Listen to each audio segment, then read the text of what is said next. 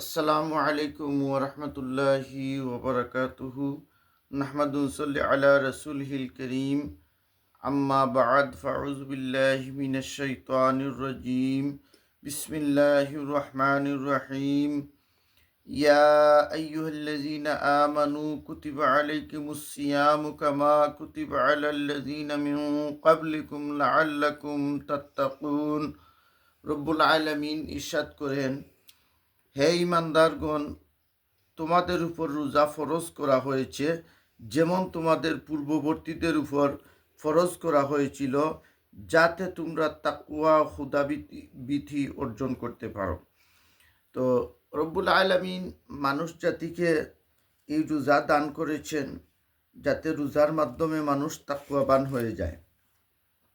এখন এই রোজা সম্পর্কে রব্বুল আলামিন হাদিসে কুদসির মধ্যে ইরশাদ করেন, আস-সাওমু লি আনা আজজি বিহি, অর্থাৎ রোজা আমার জন্য, আর এই রোজার প্রতিদান আমি নিজ হাতে প্রদান করব।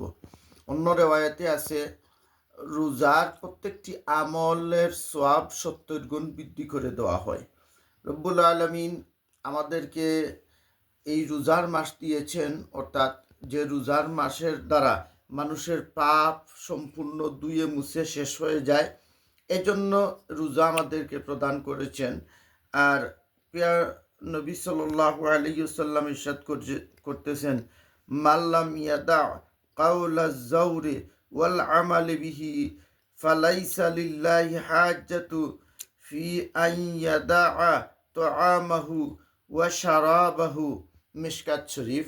অর্থাৎ যে ব্যক্তি রমজান মাসে মিথ্যা কথা এবং পাপ কাজ পরিত্যাগ করল না, আল্লাহ তাআলার নিকট ওই ব্যক্তির পানাহার পরিত্যাগ করার কোনো মর্যাদা নেই। অর্থাৎ রোজার মাসে উপবাস থাকার নাম রোজা নয়, আপনি না খাওয়ার নাম রোজা নয়। আপনার জবানকে হেফাজত করা, আপনার চক্ষুকে হেফাজত করা, এমনকি আপনার অন্তরকে হিংসা মুক্ত, অহংকার মুক্ত, লোভ মুক্ত রাখার নাম হলো রোজা। আপনি সবসময় আপনার জবানকে হেফাজত এবং চক্ষুকে সংযত রাখতে হবে, তাহলে আপনার রোজার পূর্ণাঙ্গতা আসবে। আল্লাহ তাআলা ও তাবারাকা আমাদের সবাইকে যেন রোজা পরিপূর্ণরূপে আদায় করার তৌফিক দান করেন। আসসালামু আলাইকুম ওয়া রাহমাতুল্লাহি।